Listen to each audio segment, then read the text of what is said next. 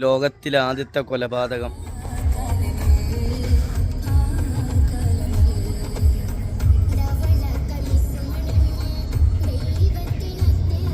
വാടിയിൽ നിന്നും ഉച്ചഭക്ഷണം കഴിച്ച് ഒരു 3 മണിയാകുമ്പോൾ ഞങ്ങൾ നേരെ രാമേശ്വരത്തേക്ക് യാത്ര പുറപ്പെട്ടു.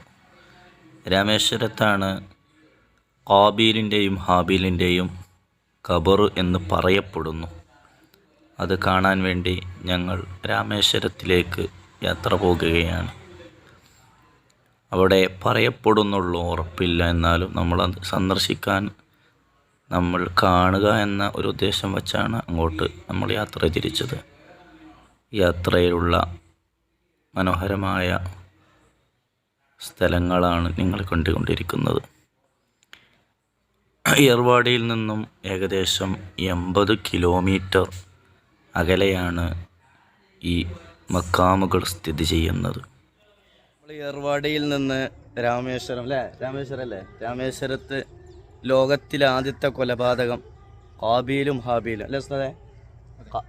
ആരെ കൊന്നത്? ഹാബീലിനെ കൊല ചെയ്യപ്പെട്ടു.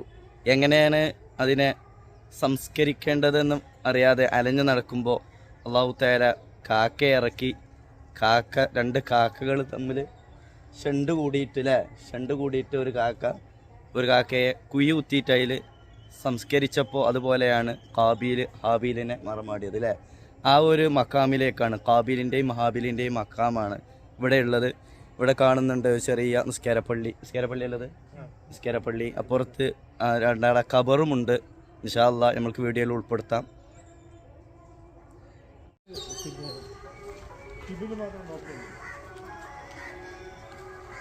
ലോകത്തിലെ ആദ്യത്തെ കൊലപാതകമാകുന്ന ഹാബീലിൻ്റെ ഖബറിലേക്കാണ് നമ്മൾ പോകുന്നത്. ഏർവാടിയിൽ നിന്ന് ജാഫർക്ക് എത്ര കിലോമീറ്റർ ഉണ്ടാവും? 75 കിലോമീറ്റർ ഏർവാടിയിൽ നിന്ന് രാമേശ്വരം. എന്നാൽ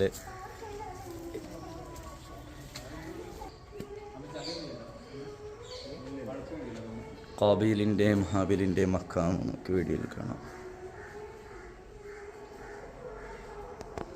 നല്ല വലിപ്പമുണ്ട്.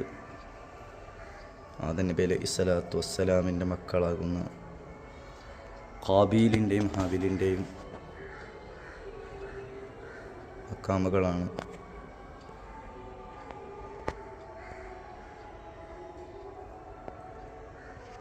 നല്ല വലിപ്പമുണ്ട്, കണ്ടില്ലേ?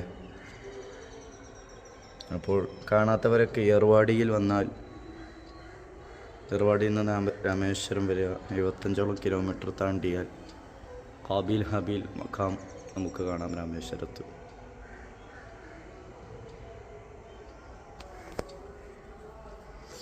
ഇതിൻ്റെ പരിസര പ്രദേശങ്ങളാണ്.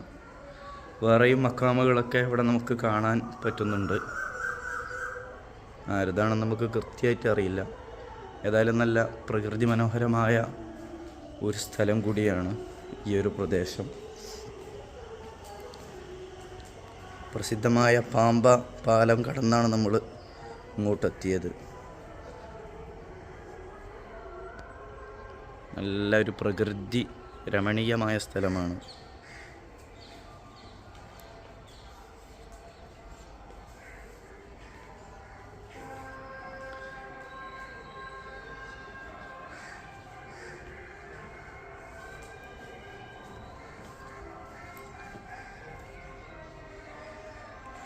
ഇവിടെ പുറത്ത് ഒരു മക്കാമ് കാണുന്നുണ്ട്.